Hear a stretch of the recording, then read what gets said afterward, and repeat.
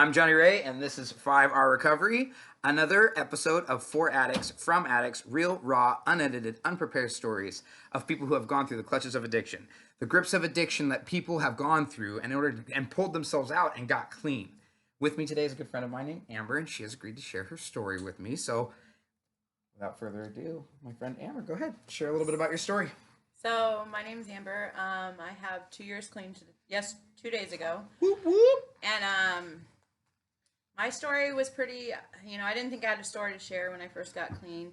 I tried drugs like my whole life. Like I grew up in a good family. My dad was super duper strict. I pretty much raised my brother. My mom became disabled after she had my brother, and so I was pretty much a caregiver from the time I was 14 until 24. And then that was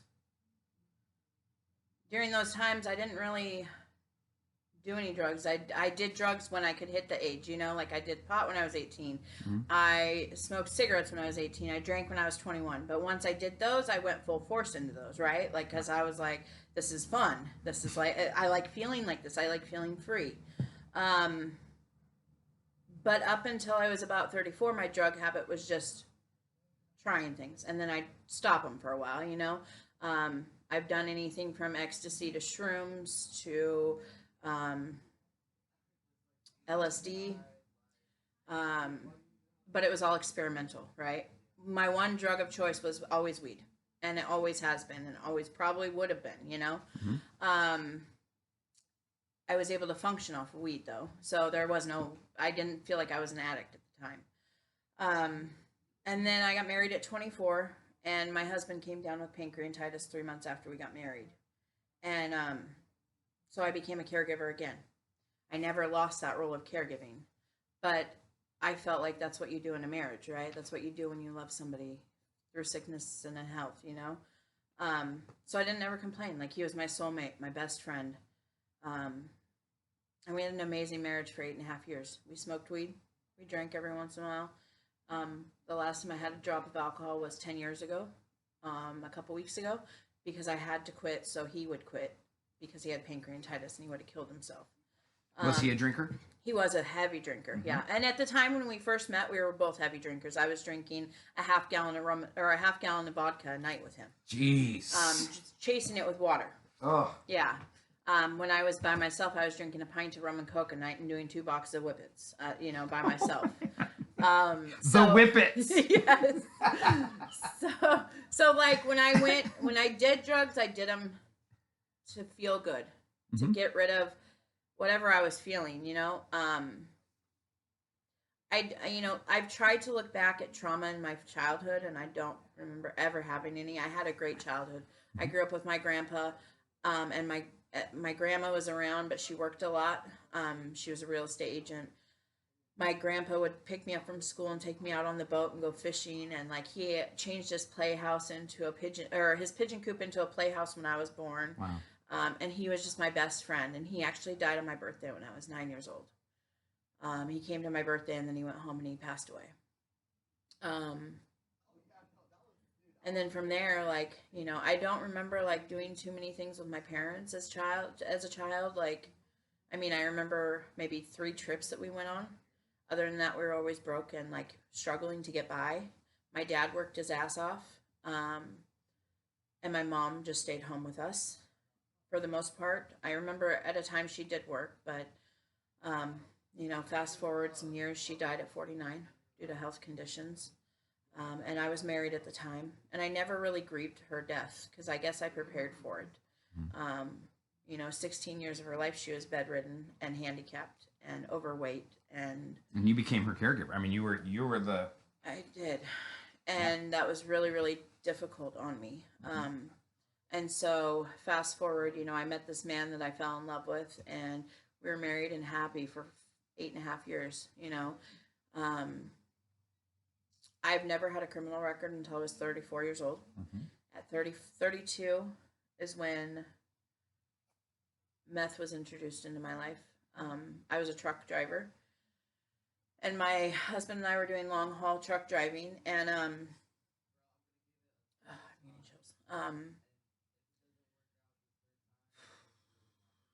He smoked some weed without telling me and letting me know, like so I could pee for him or get him some fake pee or something. He got called in to do a UA, random UA, and I had So he already had a record? Yeah, yeah. And so I had to take him to do a UA for the company that we worked for. And it was hard as heck to get him into truck driving because he had 2 DUIs from prior, right? And I went with the low bottom company, Swift, because that's the only company that we could both get into. I'd never drove a stick shift in my life of any type. I went in and I passed with flying colors. I went out with my mentor, and then we bought a truck, a 2014 Kenworth Studio Cab. And within 2 months, he smoked some weed on some downtime at a casino when we were in Mississippi or somewhere, and didn't tell me. And then a couple days later, I got called in to have him UA, and he failed it, so I had to kick him off the truck. At that point, I had told him to go back to Oregon, because that's where we were staying most of our time when we had downtime was in Oregon with my cousin. So I was like, let's try and live there, because I don't have kids. I don't have, my family was in Oregon at the time, and so I was like, let's try and live there. And I was like, I'll do this truck driving thing for a week, and then after that, let's see where we're at. And I only got like 400 miles, so I couldn't do it, as an owner operator. So I gave the truck back, moved down to Oregon with him. He didn't find a place to live. He didn't find a job. I found a job within a week and a half. I was working 16-hour days. I found us a place within 2 weeks, and I thought we were okay, right? I would go to work. He would be asleep. I'd come home. He'd be asleep. I didn't realize the symptoms of depression that he was going through. He didn't feel worthy as a man because he couldn't find work. He also didn't feel worthy as a man because he couldn't provide me kids. And that was eating away at him.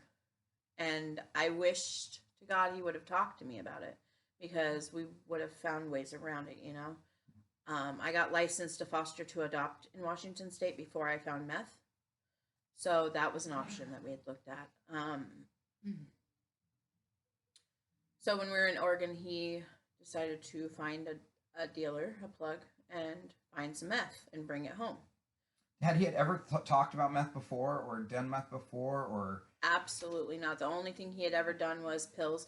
Because of his pancreatitis, he got a lot of Percocets, right? Right. And so, like, once in a while, we'd snort a couple perks here and there. Yeah. And he would take them, but a 5 milligram perk would get me high off my ass, right? Yeah. So I wasn't, and again, that was a drug that I could do and put down. Right. And I did and put down, and so he had never, ever talked about meth. I didn't even know what meth looked like. Wow. I've had the same weed dealer for 20 years, right? Like, I don't even go to dispensaries if I need weed, right? We like being comfortable with our dealers. Yes. Are you legit? Are you legit? Okay, okay. We don't do that game. We play the same dealer for the same 20 years. Right? That's very smart. So, like, me, like, I've never even heard of meth. I've never even seen it, But he said it'd give good sex and we'd have a fun time. And let's just do it for the weekend, right? So I was like, screw it, let's try it. I like drugs. I like having fun. And, I'm more of an outgoing, fun person that likes to stay up and party, right? Right. So I was like, yeah, let's try it. And, at first we were just smoking out of the bubble and just doing it on the weekend, right? But then it got to the point within a week span, it got to not just a weekend, right? It got to, okay, well, that weekend extended into Tuesday. And then I'd have Wednesday, Thursday to debrief, and then we'd start it again Friday. And it was good. It changed my whole entire life. Like, we were starting to look at having threesomes, and we were starting to look at going to sex stores in Oregon because they have those sex shops where you can go perform for people, right? Mm-hmm. And when I was high, that sounded like a good idea, right? But then I'd start coming down, and I'd be like scared, terrified. I'm like, no. I can specifically remember one threesome that we planned, and he thought that I was trying, like, it just started arguments. He thought that I was trying to hit on dudes, and that wasn't the case at all. I was just trying to fulfill his fantasies and his, wants and desires, and I thought that's what he wanted, and it wasn't what I wanted, but I was willing to do what he wanted to make my husband happy, right? Yeah. So, I remember March 19th of 2014. I had gotten a call. No, March 18th of 2019. I'd gotten a call that my best friend Christopher, I've known him since I was 2 years old, he died. Oh. He had jumped in the river here in Snohomish County and had a spinal cord injury, and he was in a in-home care, and they took super poor care of him, and he ended up dying. Wow. Yeah. I bet that was hard. It was super hard. I've known him since I was 2 years old. He was 29 when he died. And I never got to say goodbye to him because I was moving around, and truck driving and all that. So that was really hard. But I found out from a mutual friend who used to date him, who later will come into the picture. But the next day I had talked to her, and I was on my way home again from work, and I talked to her, and I told her it was weird. I hadn't heard from my husband all day. And mind you, me and my husband talked every 2 hours on every break, right? Mm-hmm. And we talk on the way home from work and on the way to work, right? And I hadn't heard from him all day. And she proceeded to tell me about her neighbor having DTs. And I'm like, he's not drinking. He's not drinking. DTs. Delirious tremens. Which is? Something that you go through. You have tremors and you become delirious from having alcohol withdrawals. Oh, okay. It's Not familiar with the acronym. it's something that you can actually die from. Okay. Yeah. Sorry to ask that, but I was like, No. DTs, what am I missing here? What am I missing? And I was like, that's crazy, And then I went home March 20th, 2009. March 19th. No, this was March 21st. March 21st. Sorry, my dates are wrong. March 20th, 2018. No, 2014. Doesn't matter. Whatever. Right. Anyways, March 20th, 2014, I went home and I found my husband going through those. I had no idea what was going on. I walk upstairs and he's sitting in the closet with his legs wrapped in this table, like a metal table, sitting in the closet with a screw in his mouth, thinking he's in Hawaii with my sister. And I'm like, what the hell is going on? I freaked out, right? And I called 911. They take him by ambulance to the hospital, and his kidneys were functioning at 8%. From alcohol? From alcohol. He was drinking again. Julian! It's okay. It's okay. So his kidneys are functioning at 8%, and they put him into a medically induced coma. Mm-hmm. I was 30 years old at the time. I had to decide whether or not to leave my husband on life support or not. One thing that stuck out was he has 4 kids. He has a mom that loves him. He has a sister. He has family, nieces and nephews that love him. Whether or not they're in his life every day, that's here nor there, right? But those kids need their dad. Mind you, he wasn't always there for them, which I tried to help instill more, right? Like, I was super family oriented my whole marriage. I think he saw his kids more than he saw them ever when we were married. And that's why today I still have a relationship with his children and the baby's mom. So I had to think of that. I also had to think of, what if he is a vegetable? What if he doesn't come through this, right? Like, I'm going to have to take care of this my whole life. Like, am I ready for that? But of course, the instant thought in my head was, yes, of course I'm ready for that. I signed up for this when I married this man, no matter what, right? Mm-hmm. And then I thought, what would he want? Because ultimately it comes down to what he would want. And I always remember him telling me if he was to live like a vegetable, or if he was going to be a vegetable, just let him go. But I still had hope. And I still had the want to be married and his kids to have a dad. So I left him on life support. And a day and a half, 2 days after he was on life support, the Oso slide hit. What? The Oso mudslide happened. Oh, okay, yeah. Well, we had a house out there. So not only was my husband in a coma, my mother-in-law was the first survivor of the Oso mudslide. Our house was destroyed. So that's 2 huge traumas that happened to me, And like, We lost our house that I had paid the mortgage on for 2 years. Well, all this was going on. To interrupt you. While all this was going on, were you using? No. Wow. I had quit using. Wow. I dropped it all because I was sitting by his bedside 24/7.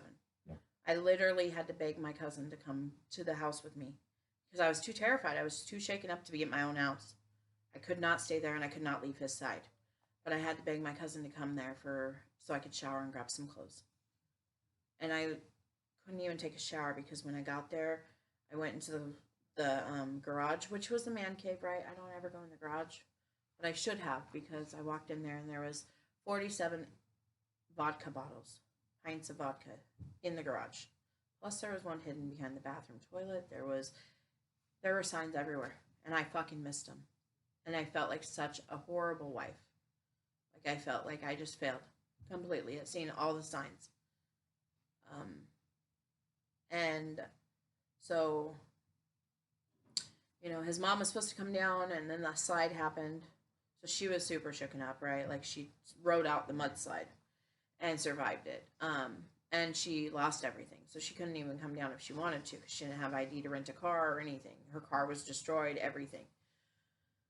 And that was our sanctuary. I paid the mortgage on that place before we went truck driving for 2 years. I loved it. It was out in the mountains. It was quiet. We had a big yard. We had a river behind us. You know, it was the first place my family actually came to. My family from California came out there to see that place. I loved it.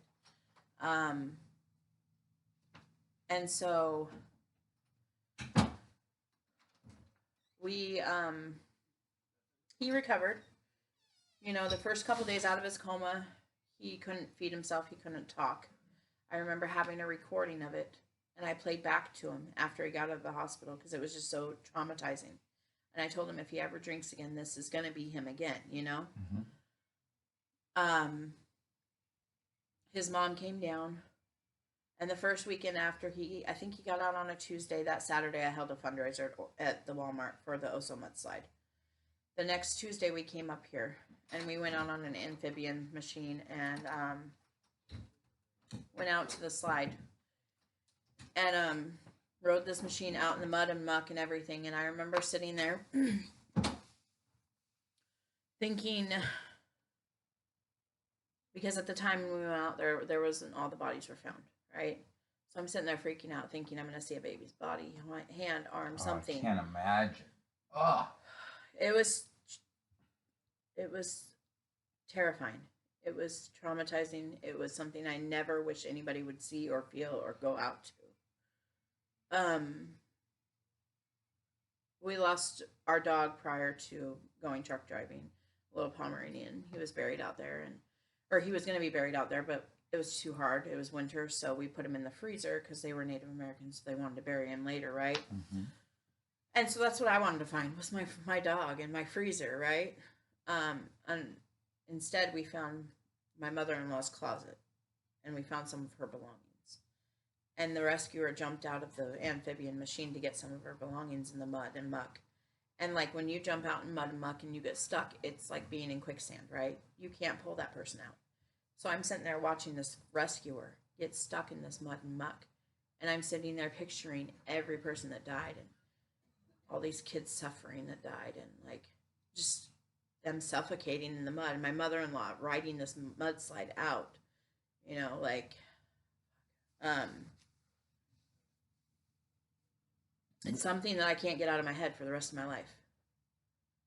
You know, what I'm hearing is leading up to excessive drug use. Yes, right. And and the reason I'm intervening is because it's just trauma after trauma after trauma after trauma.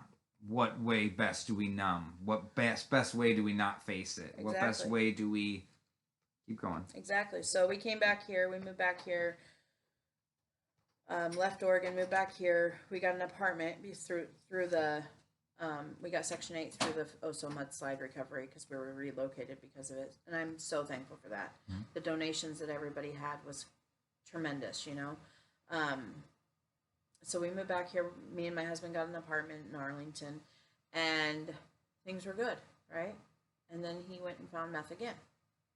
Again, I don't know where to get meth. I don't know what drug dealers look like. When I was younger, Driving the streets of Seattle, you lock your doors.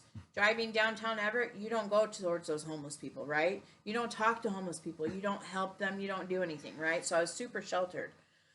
So I wouldn't know where to get drugs. Like, come on. But he found drugs from some person up in Mount Vernon, and then it escalated. And at that time, I was feeling so much trauma and pain, and like not feeling like my trauma and pain was relevant because I wasn't firsthand the one to experience those, right? Everything was about my husband and my mother-in-law. I felt like nobody was listening to how I cared or felt how I cared. So when he brought that meth around, fuck yeah, I did it. And I didn't even look back, right? I didn't think it would destroy my life. I had a job at Regents Blue Shield as a medical claims specialist. I went to work. I'd smoke on my lunch breaks, and I'd pull over to the Fred Meyer's and smoke on my lunch breaks in the corner.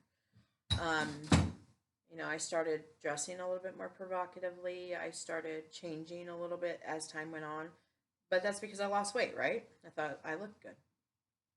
I didn't realize that it was the chemicals in my head making me think that superior feeling, I lost my job at Regents because of my performance. I would fall asleep on the phone with a customer, or I would nod out. Even because with meth, if you don't get enough of it, you're nodding out. You're gonna fall asleep. Yep. It's for real. Yeah.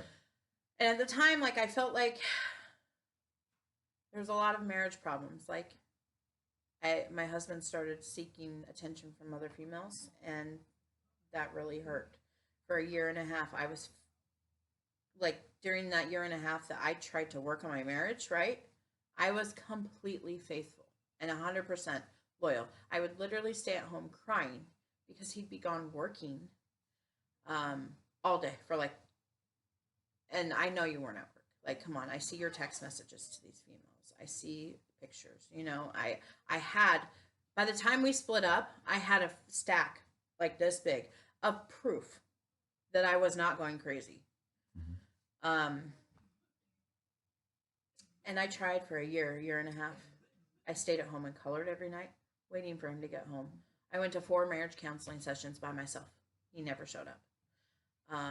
And when I saw my husband in 2016, July 1st, I had posted something on Facebook, and I'll never forget it because that was the day I gave up on my marriage.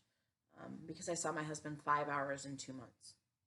That's not a marriage. No. We had fought, we had separated. He moved up to his mom's past Oso, and that was cool, right? But if you want and you really love me, then show up and be there. So I felt completely abandoned. And at the time, I was still smoking, and he was selling, so I was getting dope from him when I did see him, and I was okay with that. At that time, my habit was still just smoking out of the bubble. Mm-hmm. Fast forward a little bit, after I gave up, I decided to make a POF account and started dating, right?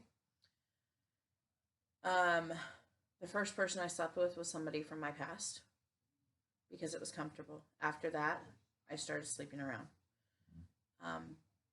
Because that drug made me feel like I was just the prettiest thing in the world, and it had my back 100%, right? It wasn't going to let anybody hurt me. I met this guy on POF who had just gotten out of jail 3 days prior to meeting him. I moved him in 3 days later to my apartment. I didn't know at the time what heroin was, ever. But he was a heroin addict. And he was a meth addict, and he shot up both of them. I had never seen a needle in my life. I didn't know you could shoot up meth, right? So he, after months of sitting there, he was like, I would watch them get high, and I'd be like, I want that feeling. And so I asked him to shoot me up for the first time, and he told me no. But it was a couple days later that he finally did it. And once I had that needle, I was just done. I didn't want anything else. I didn't want that bubble ever again. I didn't have to hold that bubble to my mouth all day. I didn't have to drive around smoking out of a bubble. I could just do a quick shot and be done. And feel this euphoric feeling that felt amazing, right? But that euphoric feeling and that shot of meth destroyed my entire fucking life. I soon, within months, stopped caring about bills, stopped paying my rent. I would spend all my unemployment on the casino. I'd spend all my nights at the casino, go home and get high, and then go right back to the casino. To the point where I was wearing like bright ass sunglasses with like those glow in the dark things and like some weird looking pajamas. Like, and I thought I was cool, right? Like, I'd wear all-star pajamas and like dark sunglasses. You're like, I am the coolest thing that anybody has ever seen. For real. And so, you know, one of my masks was wearing my hat sideways with sunglasses on. Mhm. I did that for 2 years. I kept my apartment for 3 months. I lost it. I ended up living out on the streets for about a week in a tent, and I absolutely hated it. I manipulated my husband so much to get a car. I got my first charge. I stole from Walmart, and I got my first charge and went to jail for the first time on a $40,000 bail. My first time ever being in jail. I sat the weekend in jail, got PR'd the Monday. My car was impounded. PR'd? Personal recognizance. Which is? Basically, it was my first time, so the judge let me go as long as I came to court and did the things I needed to do. I knew what that one was. I'm just doing it for the audience. that one, I'm aware of what it meant, but just for people who don't know what that means, there you go. So I, fast forward a little bit of time. I've had 4 felonies, or not 4 felonies. Sorry, four gross misdemeanors. I caught 2 felonies, but they were dropped. Thank goodness, because of my choices. My first one, I took a first-time felony waiver, right? And my second one was because I decided to go to treatment. So my marriage fell apart. I met this guy, moved him in. Him and I rode around for about a year or so together, and I'd watch him not off on heroin, and I'm just so thankful that was one drug that never took me. I mean, people say heroin takes your soul, but so does meth. Like heroin or meth changed my entire persona. Right. I was such a goody-goody before, never did any crimes, never slept around, never did any of this, right? And like, once that came into my life, I was just a different person. I felt invincible and on top of the world, I started staying at trap houses. I got my husband to give me another car. I started staying at trap houses and compounds and the casino. That was my life, staying there. My life consisted of chasing that next high, whether it be breaking into cars, whether it be stealing from Walmart, whatever I had to do to get the next high, drive drug dealers around, do some sexual favors for people. Whatever I had to do, I did. And that's when I realized I hit my low. But it didn't stop me, right? I could go lower, probably. I could be homeless, right? I had a car. At least I had a fucking car. My low point was actually a Marysville police officer, Officer Nagel. Saved my life. I don't know. Sorry about that. I don't know what that is. Officer Nagel saved my life. I was broke down behind the AM/PM, and he came to my car, and I went to high school with him. So when he came to my car, I felt just super embarrassed because here I am, a drug addict, living in my car. Mm-hmm. Mind you, he could have wrote me thousands of dollars in tickets and taken me to jail because my car wasn't registered for over a year. Another problem, like you can't afford to pay for anything but your drug habit, right? Mm-hmm. So he did not take me to jail. He did not write me any tickets. He, in fact, asked me if I'm okay and told me he'd be by to check on me the next morning. And that was the night that I realized, like, if he's an officer of the law, like, and he went to high school with me, and he was a good dude in high school. He was a jock, but he was a friend, what the hell am I doing with my life? So I called Officer Buell and Rochelle, the social worker with the Sheriff's Outreach Program in Snohomish County, because I'd gotten their card from Coastal when I got caught stealing from there. The cop gave me a card instead of taking me to jail. He gave me a card to call for help. And so I called them, and they came out that morning with Officer Nagel, and they took me out to eat because I was eating candy because at that point, that was all I could steal. I was terrified to steal. I did not want to go back to jail. Mind you, every time I've gone to jail, I turn myself in because it's on a failure to appear, right? Mm-hmm. So I turned myself in. Like, I flagged down an Everett police officer down on Lowell and said, I have a warrant. Can you take me to jail? Wow. I have gone to the jail to turn myself in and got turned away. Went back the next day and turned myself in. So it's not like I've ever wanted to run from the cops, you know? Yeah. But I got high and I forgot about my court date. Or I got high and I couldn't get high and I fell out, you know? Mm-hmm. Shit happened. So we talked about how I was going to change my life, and I was like, I'm not worth it. Like, I don't have a story to tell. I don't have it, like, anything worth living for. Like, I don't have kids. I don't have my husband anymore, who was my life. I don't have his family. I don't have my family. Like, what's the point in getting clean? There's so many more people that deserve it more than me. Why are you giving me this opportunity? And Rochelle just kept telling me that I'm worth it and I'm beautiful and I deserve a chance at life. And I kind of just did it for the motions. You know, I kind of just did it to get housing because I knew with the sheriff's outreach, they pay 6 months of housing. Mm-hmm. And I wanted out of my car because I felt like that was the only way. I had already tried getting a job, but I couldn't keep the job because I was high. So I decided to get housing and hopefully that would work, right? So I met with them, and I remember it took about 2 weeks to get into treatment from the time I started because I procrastinated a lot. I had to go back to Catholic Community Services and tell them I lied the first assessment because the first assessment I didn't want to go to treatment. I just wanted their help for housing. So I had to go back and tell them the truth that I was an IV user. And the lady, Caitlin, she was super helpful and super kind, and I still, like, owe her my life, you know, because if it wasn't for her actually reassessing me, because they don't have to reassess you, right? Right. Within a certain time frame. But if she wouldn't have reassessed me, I wouldn't be where I am. So I went to treatment. And I remember the day I went to treatment, I made sure that I had to find $100 for cigarettes. Mm-hmm. I had to find $100 for cigarettes. I was not going to treatment without a carton of cigarettes. So I went and tried to break into a car. Go ahead. Can I shut this? That's all right. I went to try and go break into a car. And all I got was a pair of binoculars and an art kit thing. Score! It was mailed, so I was like, oh, ooh. And I ended up at the hotel here in Arlington. This guy that I used to hang around with, he was there, staying there, and I told him I was going to treatment. And he's like, is there anything you need? I'm proud of you. And I was like, yeah, I need cigarettes. So I got $100 from him. I went and met the sheriffs at the outreach, or at the sheriff's, at the station, to park my car. And I remember diggling through my freaking trunk. Like, because everything I owned was in my car, right? So I'm sitting there diggling through my trunk.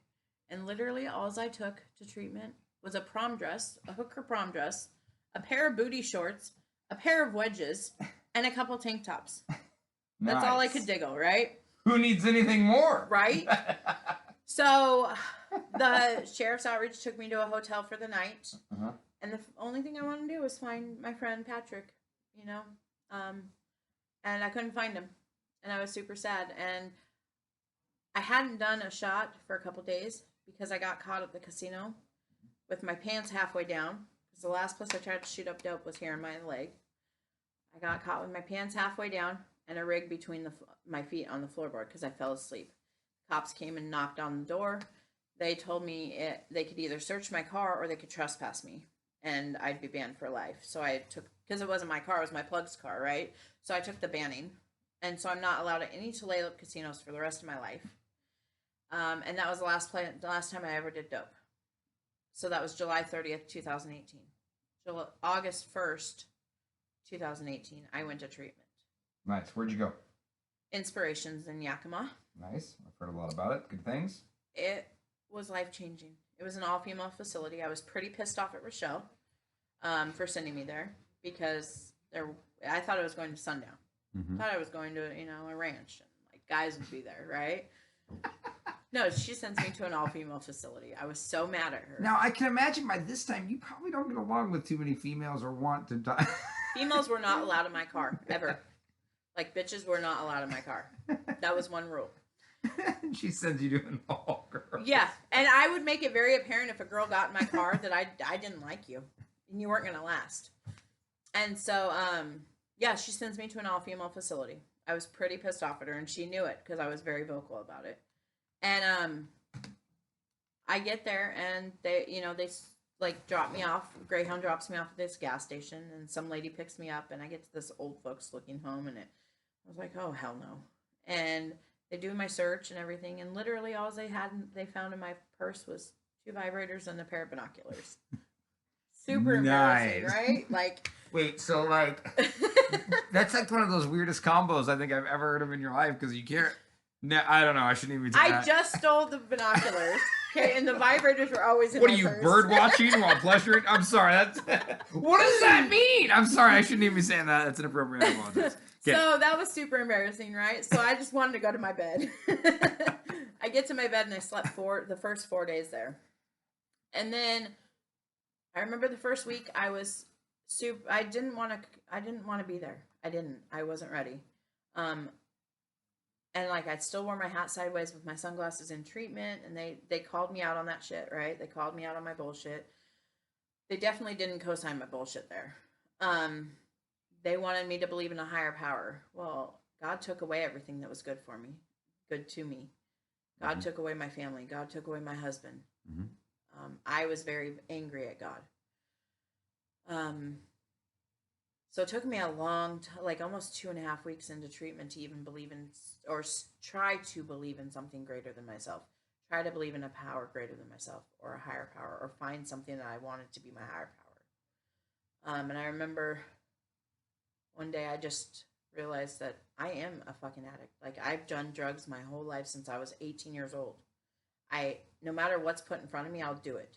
Except for heroin. I've never ever in my life touched that drug because I've seen it kill too many people and I didn't want to die. I just didn't want to feel the feelings that I felt. Right. And so I surrendered. I went outside one day to smoke a cigarette in treatment in Yakima, and I look up on the light post and there's a fucking pigeon. And a pigeon's super symbolic because my grandpa raised homing pigeons. And like I said earlier, my grandpa died on my birthday and he was my best friend. So I felt like that was my grandpa watching out for me. Like, not only did he raise homing pigeons, he changed his pigeon coop into a playhouse for me when I was born. Right.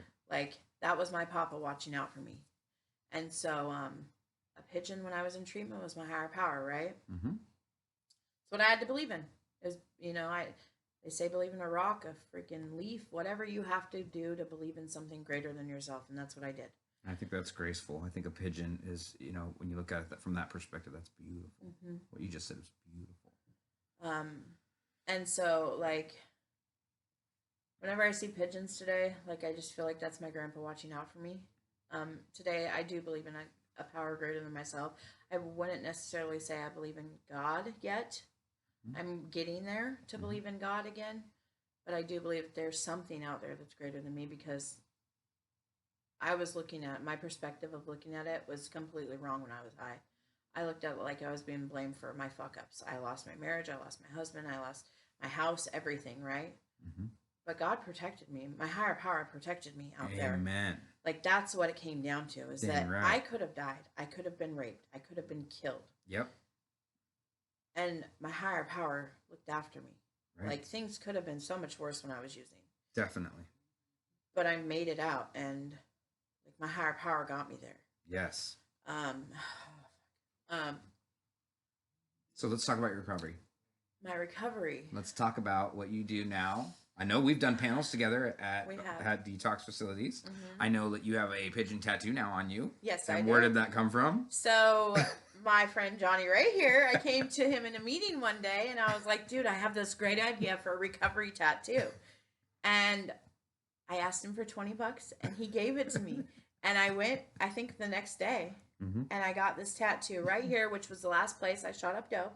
And it says, let go, let pigeon. Instead of let go, let God, it says, let go, let pigeon. And it's a pigeon.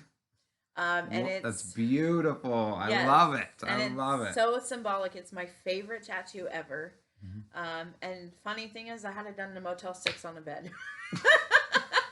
But you did it clean. Yes, I did it clean. Normally it would be like Motel 6 on a bed loaded, but no, right? This is a change. I did it. What was it, like 4 months? 4 months after I got clean, I think I got it. Mm-hmm. I'm gonna tell you, like, recovery hasn't been easy. I'm not gonna lie, and I'm not gonna say I don't think about using, because the thought does cross my mind. But that thought is just a thought. Yep. Because then my next thought is what I have to lose, right? I don't ever want to lose my clean date. My clean date is July 30th, 2018, and I fucking will never lose that clean date in my life. You know, the thought of, oh, I could just smoke weed, or oh, I could just do one shot. No, I can't. I Yep. literally cannot do that. Yeah. And I know that about myself. You know, the first 4 months of recovery, I was still doing shady shit. I was still trying to get money from men. I was still taking people to go boost and being their driver, right? Yeah. And I was still just as miserable inside. So I had to change something. Mm-hmm. I got a sponsor. Yep. And I started working my steps. Yep. Also, the first 6 months of my recovery, I was doing service work. I was going to 5 to 6 meetings a day. Mm-hmm. I would drive people from Lake Stevens to Port Angeles 4 to 5 times a week in my car to take them to treatment. So I'd see firsthand people doing drugs in my car with me. But that's what they had to do to get treatment. Go right ahead. Anything that gets you there. Wow. I have 2 guys in my group right now, or in my life right now. One, not so much, because he's clean, but he's not. His habits are still addictive. Right. Right. He's clean, but he's not working recovery. Yeah, he's Right. not working any recovery. The other one, I saw him at his worst. I remember he called his dad from my car, and you couldn't even understand what he was telling to his dad, what he was saying to his dad in the car, because he was nodding off so much. Today, he moved out. Well, he moved in the same clean and sober house. Today, this kid has over a year clean. He's got a car. He's got his license back. He's got a place to stay. He's got a good ass job. He's got a beautiful girlfriend. And those are the things that keep me clean. Watching newcomers come into the rooms and get their lives together. You know, today I still make stupid decisions sometimes. And I wouldn't necessarily call them stupid decisions. They're risks that I'm willing to take to figure out if it works, right? Like, I'm Right. never going to know if I don't take risks. Yep. I am definitely a risk taker. Yep. I do things when I want and how I want, right? But I know that I don't have to get high over it. Today I have a good ass job that I'm about to go back to. I have amazing friends in my life, and I have a huge support group in NA. And I wouldn't have that if I didn't decide to make the choices that I did. So I have one last question for you before we wrap it up. Yeah. Why did you agree to do this video? because I want to help somebody else. I want somebody to see my story and hopefully, hopefully save their lives. That's why I do panels. That's why I do what I do in recovery. It's awesome. Amber, thank you so much. Give you a squeeze. So you can find, I have a YouTube channel. 5 Hour Recovery is on YouTube, Instagram, Twitter, and Facebook. If you want to share your testimony with me, you can email me at foraddictsfromaddicts@gmail.com. Like I said before, these are real and raw and unedited and unprepared. Addiction grabs people in so many different ways that we try to share our story and try to give back to the world by sharing our story so that somebody else might not go through the same things we go through. And that's why I appreciate you, Amber. We're good friends. I love you to death. We almost have the exact same clean time. And yeah, so thank you for listening. Like I said, foraddictsfromaddicts@gmail.com if you want to share your testimony with me. Thank you.